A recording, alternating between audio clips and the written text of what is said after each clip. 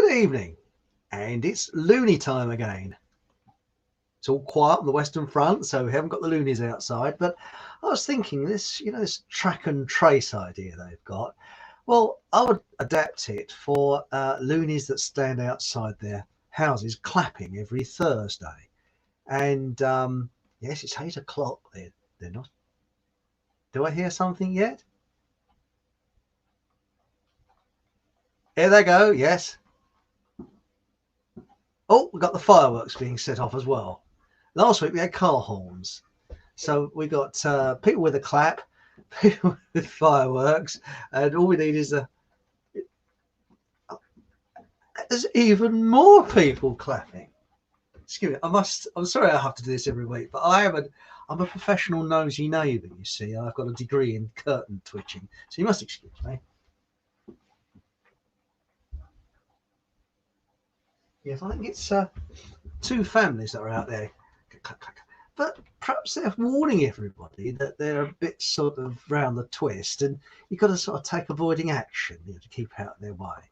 But what they're supposed to achieve by doing this, I mean, the only people that's listening to it is, well, I'm not trying not to listen to it, but I've got my window open, so I can't help it. But is crows in the nest nearby in their trees, and Henry the cat who craps himself, That's about it. Anyway, let's have a look, see who's in comments. Hello, it's not. Yes, that's right. Oh, hang on, I'll get it back.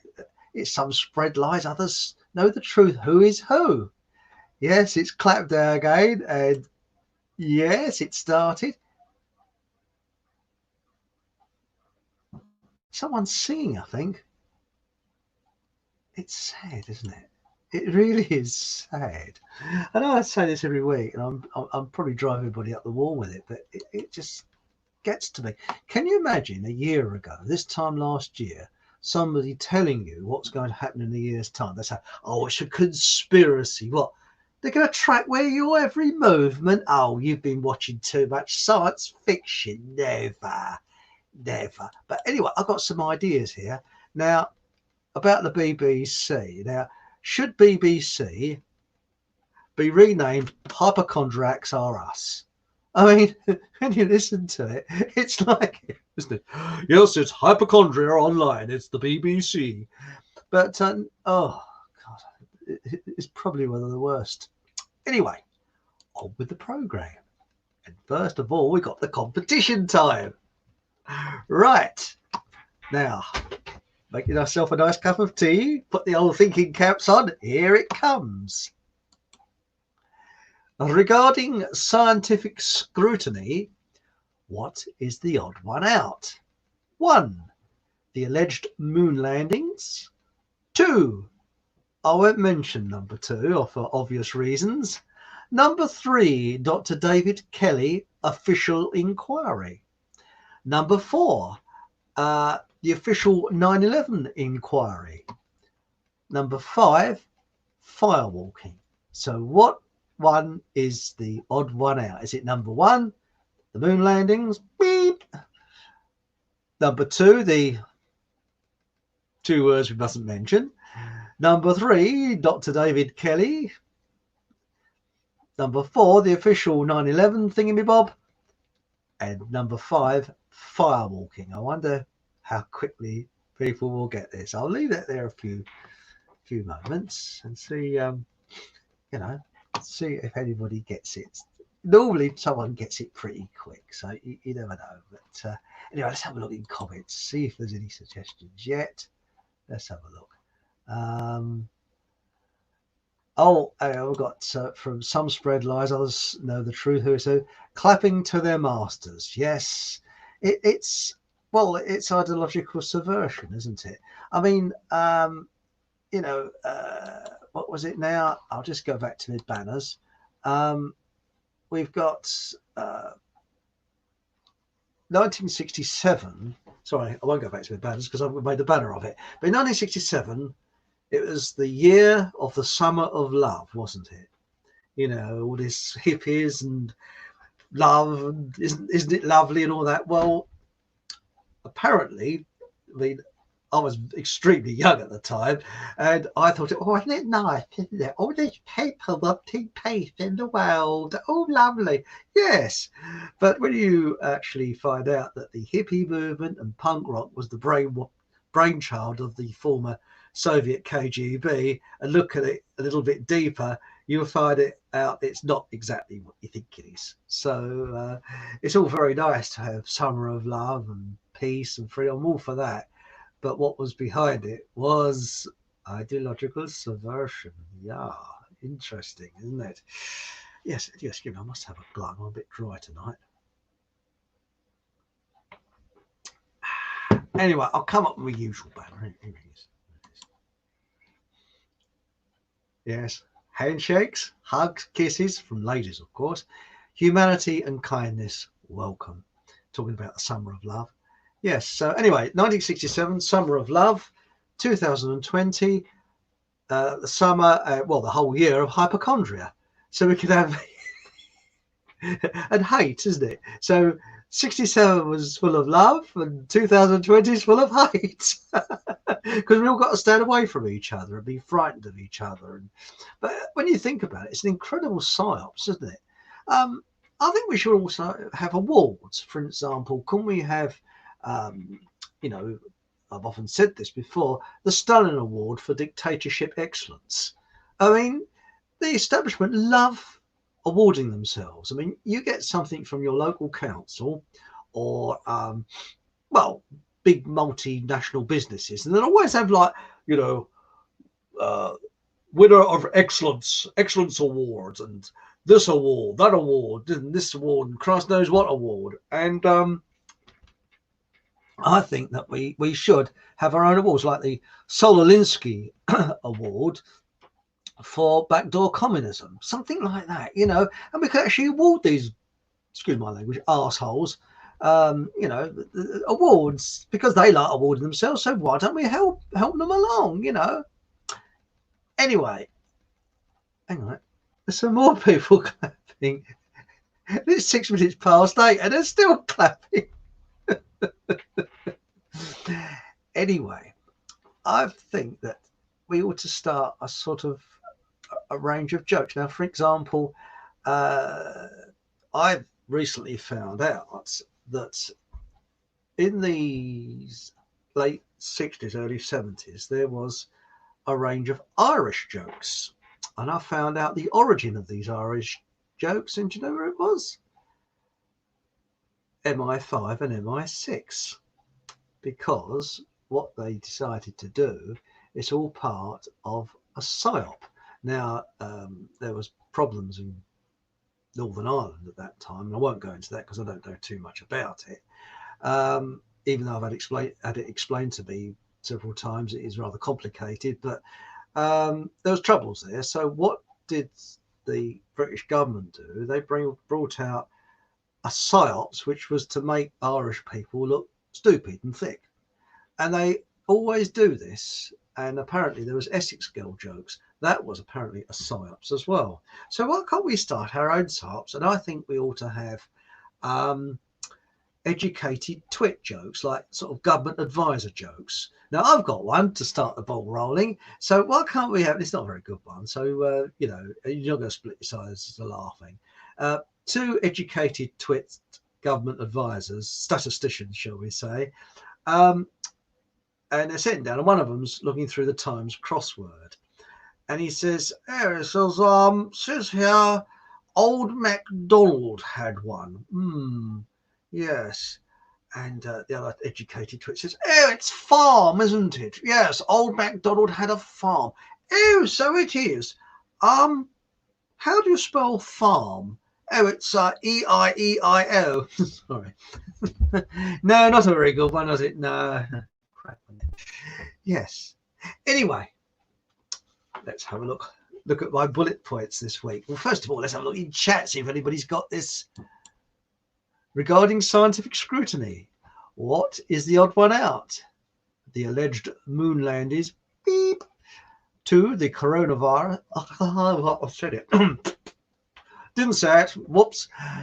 Slip of the tongue there. Probably get booted off of YouTube. Now, Dr. David Kelly official inquiry, official 9/11 inquiry, and firewalking. Let's see if anybody's got it yet.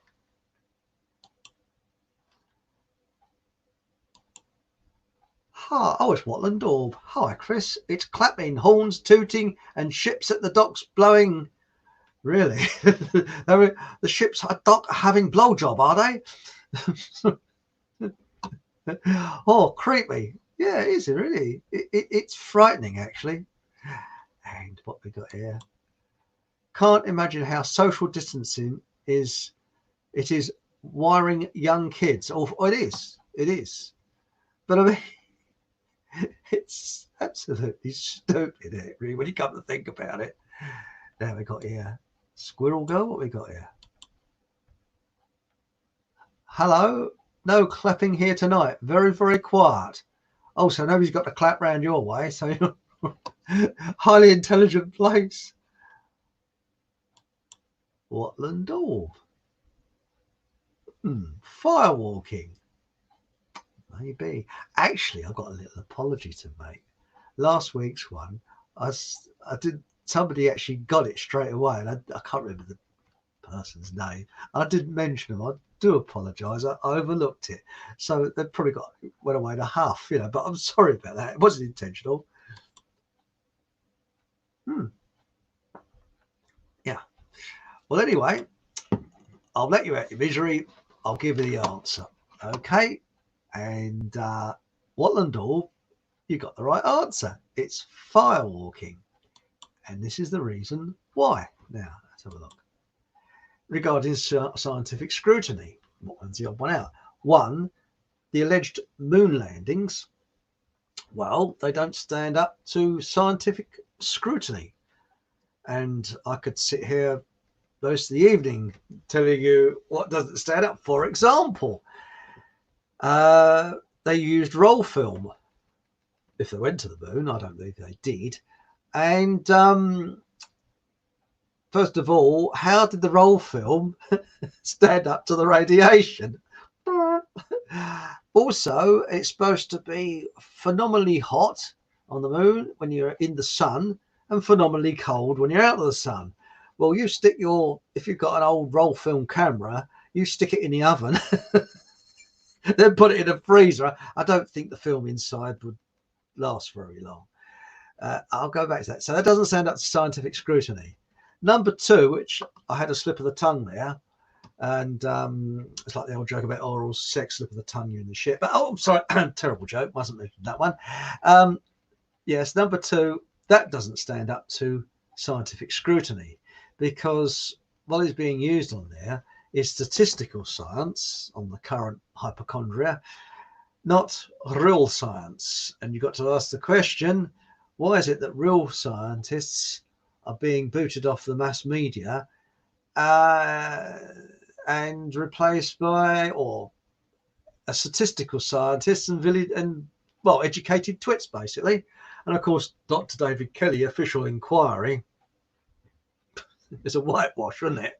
The official, pardon me, 9/11 inquiry, whitewash again. I mean, and then of course, firewalking has been officially scrutinized, and yes, apparently anybody can do firewalking, and it's a scientific fact. You can walk across red hot coals. I wouldn't know about doing it, but you can actually do it, and they've actually scientifically looked into it. I mean, I'm afraid science isn't my religion because there's certain things I don't think science has an answer for everything, because science is a new religion, but it has an answer for a lot of things, and it has been scientifically proven. So the odd one out is firewalking, because all the rest do not stand up to scientific scrutiny. Now, regarding the moon landings, I might have mentioned this sometime before, but I'll probably bore you shitless than this. In the 70s, yeah, I'm that old. When I was at college, there was at the Science Museum, they had the command module, the bit that went round the moon but didn't actually go on, well, allegedly supposed to, went round the moon and come back. and it was on display in a science museum. And you went in there and you could go up this platform and had the doors open of it, and you could sort of peek inside. And there was, I can't remember how many of us there was, but there was, I think, 2 or 3 lecturers, 12, so I don't know, can't remember. But there's a number of us there, went in convinced they landed on the moon, and we walked out asking questions. They say, perhaps they didn't. And I'll never forget it. We walked in there, and in those days, they used to have an old boy, a commissioner in the museums. You know, they had a uniform. They're usually ex-military, you know, highly polished shoes, and they're sort of uniformed and stare there. And they're usually nice old boys, you know, they were sort of probably the First World War or something, or Second World War. And you could ask them, the only questions you could ask them was, you know, where's the nearest lavatory, or or directions to anywhere. Anyway, it was really empty. There's nobody there. It was in the summertime. There wasn't any tourists there at that time, and it was only us in the room looking into this, you know, thing. And the commissioner was listening to us, what we were saying, and he was biting his lip, almost pissed himself laughing because some of the stuff we was coming out with. Because when you looked inside this command module, I personally believe that it looked like a mock-up. It really did. And, you know, we was looking around it, and we were sort of asking intelligent questions, saying, well, hang on a minute, how did they change from big bulky space suits into their light suits when they got out of it? And there's all these different questions that couldn't be answered. And it looked, I mean, for example, there was a first aid box that was wooden, and it was on the piss. Literally, it was all up, and it looked as if, you know, it had been done on a very, very, very tight budget. And I would say probably the level of workmanship was, I would say, was sort of not quite senior school. I'd say junior school. And the heat shield, it looks as if someone had gone underneath it with a blow lamp. And I'll never forget, I think it was one of the lecturers said to the commissioner, he said, excuse me, mate, he said, what if I go under the barrier there and have a quick look underneath? Like, yeah, I haven't shown you, you know, I'll look the other way. He looked underneath. He said, yeah. And he sort of shouted back at us. He said, that's crap. He said, look, you can see the circles when someone's gone along with a blow lamp underneath. And it just looked like a right bleeding, you know, right bodge up. Seriously, I mean, if I was an astronaut and I was supposed to be going to the moon in that, no bloody way. Anyway, let's have a quick look in the comments section. Hello, it's Wattle and Daub. Yeah, do I get to tell a dirty joke now? Yeah, you can tell a dirty joke if you like. Yeah, I'm all for dirty jokes. I've got quite a good one this week, but you got a choice. Oh, hang on, what you got here? Hang on. What did the elephant say to the naked man? Looks cute, but can it pick up peanuts? I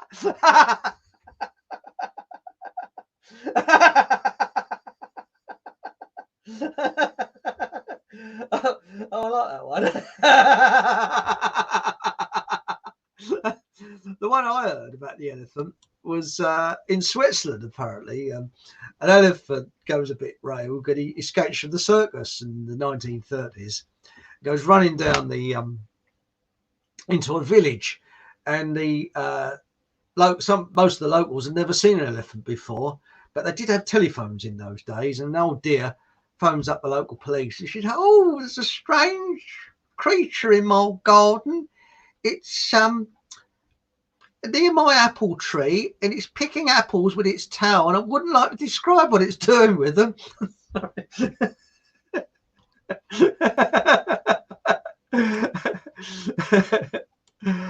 Right, anyway, what the dog, thank you for that one. I'll put that in my door. I like that one. I've got one for you because you're the winner. You see, I've got a bit of a good one this week. See, and this is another one that it's supposed to have happened. Now, there's an element. I've got two here, two stories that could. I think there's an element of truth, but you make up your own mind. I'm whether it is true or not. But again, this is in the 1930s. I don't know what it is about the 1930s, 1920s, 1930s. And this is up north, up in Wigan or somewhere. I'll try and do a northern accent to make it authentic, you see. Anyway, bloke walks into a hardware store and he says, hello, he says, me and wife, we just got married and we like to get a bit of quality and I'd like to get a toilet brush, please. I'd like to buy one.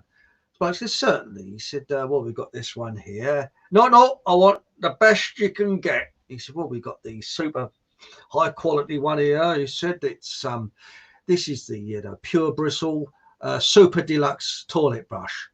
Have you got, I want the best money can buy. Well, sir, we've got this one. He said, this is the ultimate in toilet brushes. He said, you won't get anything better than this. He said, you know, it's sort of it's Swiss made. It's perfect. Okay, right, I'll buy that then. Okay, right. So he buys that, you see, and about a week later, he walks in. Want my bloody money back? He says, what's wrong? He says, this bloody toilet brush, it's terrible. Slams it on the counter. Shop assistant looks at it. He says, nothing wrong with it. I mean, what's wrong with it? He says, what's wrong with it? It's terrible, he said. We're never using that again. He said, me and wife are going to go back to toilet paper.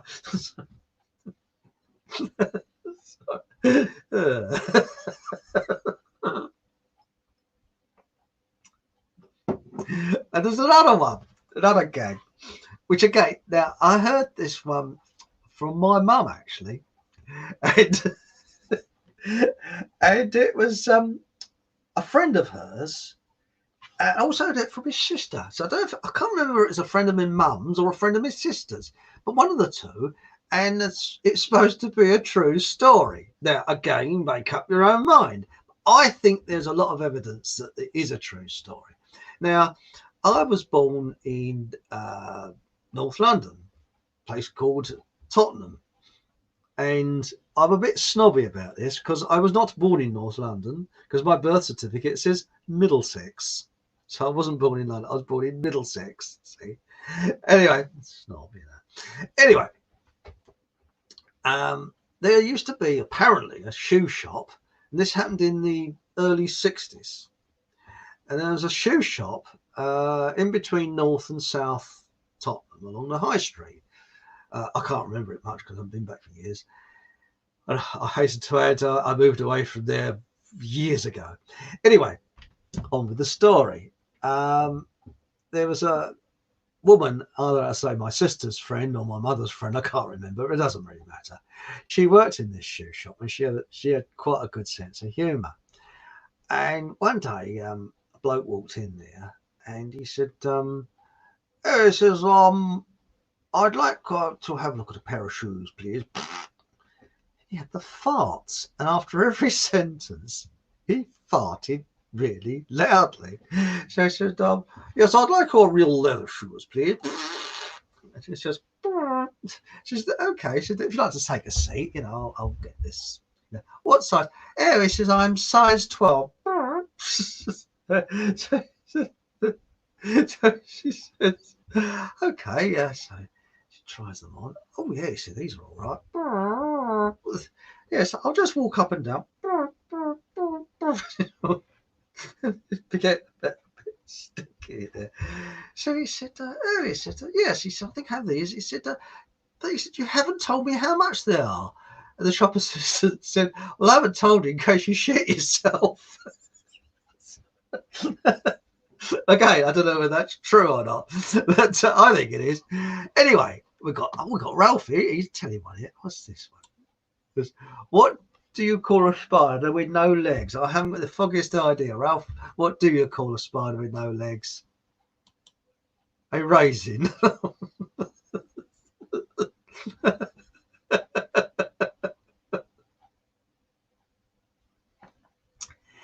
Anyway, what do you think about this track and trace idea?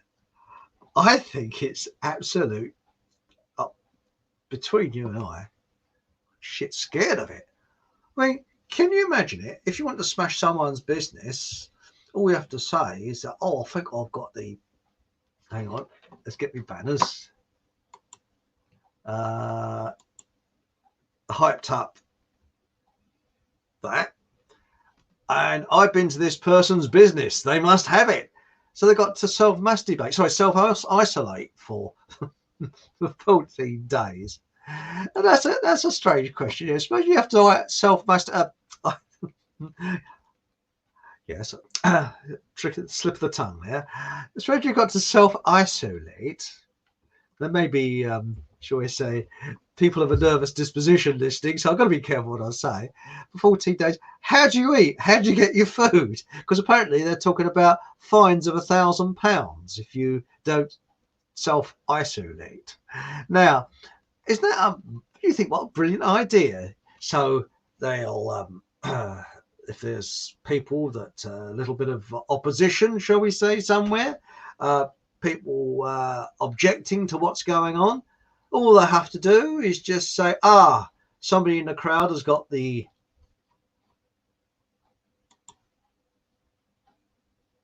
that, and you've all got to go and be at home 14 days imprisonment from your home.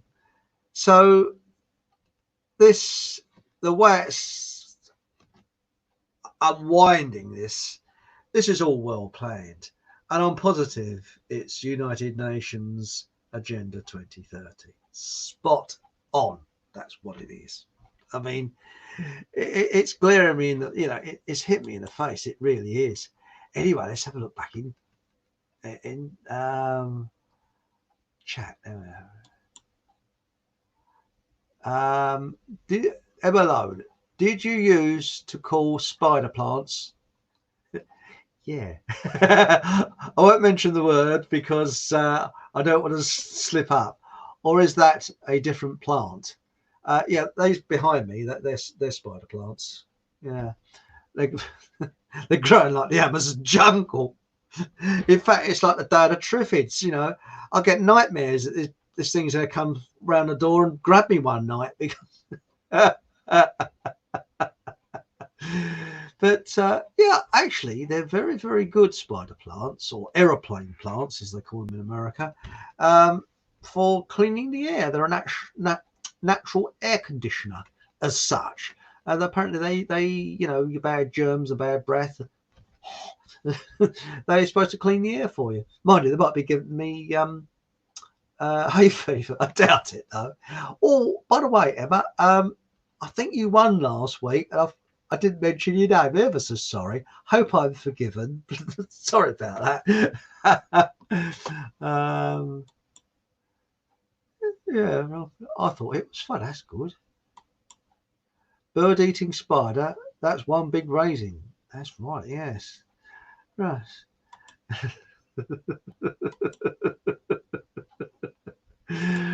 Right, now let's go back to where are we? Diddly bump. Right.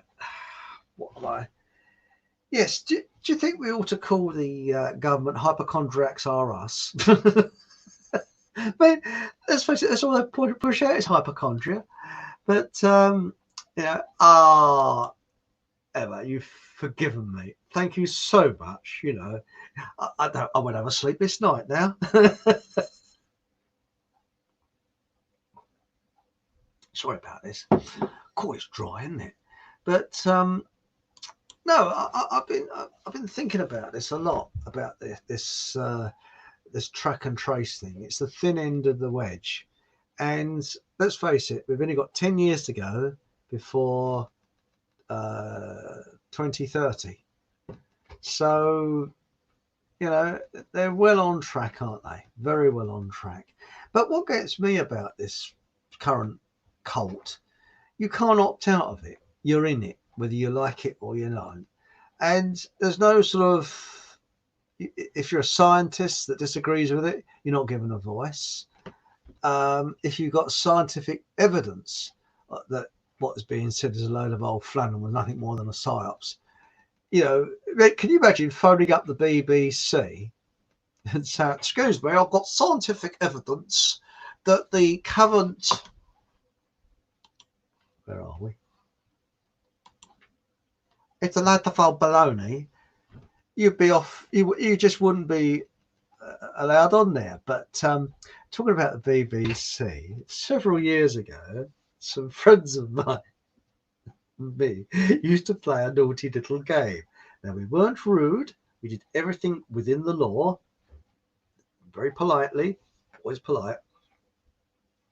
And that is phone up BBC when they do their phone-in programs and tell the truth. But the way you get on there is we found the only way of getting on, like for example, I don't know, say it was should children go back to school at the end of the week and self-isolate in the playground, something like that, say. I can't remember what it was. So if you wanted to phone up and give the truth, you wouldn't phone up and get through to their educated twit who's a researcher and say, hello, I've got proof that the current, you know what, it's a load of old baloney, blah, and it's a psyop. You wouldn't get on air. No. You would actually put a point of view in the narrow sort of, in the narrative, shall we say. So it's like, yes, and put on a thick voice. We found that's the best way of getting on. So once upon a time, there were about 5 of us that decided for a laugh to try and get on air and act a bit thick. So you phone up like, oh, yeah, I think the kids should go back to school and have at least 6 meters between them, and they mustn't play in the playground. Some crap like that. And then once you get on air, say, hello, we're going to speak to Thick Hair that's now going to tell us about children in the playground. You then say, oh, hello, and speak normally. I'd like to speak about the such and such, what's going on now. And I'd like to bring up that the World Health Organization and the British BMA have both had continued to get funding from the Bill Gates Foundation. And don't you think that is one of the reasons? And just be polite and see how long you can go for. And one of us, I think, one of us got through, and I think it was about 6 seconds, and it's sort of off we go, because you know they have a delay on there. Now, you know, you don't swear, you're very polite, very nice, but change the subject when you go on. But now I just don't bother. I think the BBC, I just wonder, does anybody really listen to it? I mean, the longest I listen to it now on the radio is about 10 minutes, and that's it, really. After 10 minutes, I've had enough. Anyway, let's have a look at chat, shall we? By gum. I guess that was already mentioned. I just tuned in. Did you? Hello, Emin. Now known as Jelly or Wood Ear Ralph. Okay. Okay. No.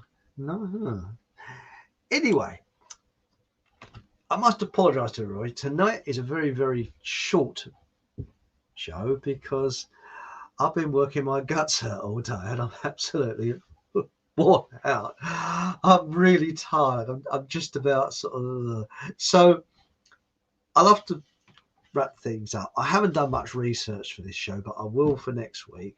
And I do apologise that it's a very, very short show, but I'll just wrap this up with a dirty joke, and all being well, you know, I'll be a lot less tired this next week. I've been up since 6 o'clock this morning, really working. So, mind you, I think I'm about the only person who is working at the moment. Right. Who'd like to hear a psychiatrist joke? Yes? Now, this is... I've always believed that psychiatrists need a psychiatrist, and most psychiatrists are as nutty as a fruitcake. This is the joke. Bloke walks into a bar. Pint of Guinness, please, he says. Barman says, certainly, sir. Gives him a pint of Guinness. He drinks it down, gets up on the bar, unzips his fly, gets the old fella out, starts piddling over everybody. Oh, bloody hell. And the barman says, what the bleeding hell are you playing at? And he says, oh, he says, I'm terribly sorry. He said, this is so embarrassing. He said, I'm going to see a psychiatrist, he said, this week. He said, I'm so embarrassed. He said, I'm terribly sorry. Oh, he said, you know, he really apologising profusely. Anyway, he gets down from the bar, he buggers off, you see. And barman feels a bit sorry for him in a way. He's obviously, you know, anyway, about a week goes by, and the same bloke comes into the bar. The barman said, oh, blimey, not you again. He said, it's okay. He said, I've seen the psychiatrist, he said, and I'm cured now. He said, yeah, I'm totally cured. Oh, he said, that's good. Pleased to hear that. So he says, a pint of Guinness, please. The barman pours him a pint of Guinness and drinks it down, gets up on the bar, unzips his flyer, gets the old fella out again, whee, piddling all over everybody. Barman says, I thought you said you're cured. He said, I am, he said. I don't get embarrassed anymore. And that is psychiatrist to a T. Anyway, please excuse me this evening. What we got here? Chris, hot bath, massage, and bed. Yes. I need to be slaving over a hot woman. Oh, I mean, it's what one of my uncles used to say. Oh, you must excuse me. I've been slaving over a hot woman all morning. Chance would be a fine thing. Anyway, thank you very much for joining me this evening. I'm sorry it's a short show, but I am very, very tired, extremely tired tonight. And remember, hang on. Thank you, Squirrel Girl. And thank you, everybody. And remember, be an individual. And above all, have a laugh. Thank you very much. And look forward to seeing you next week at the same time. And good night. Thank you.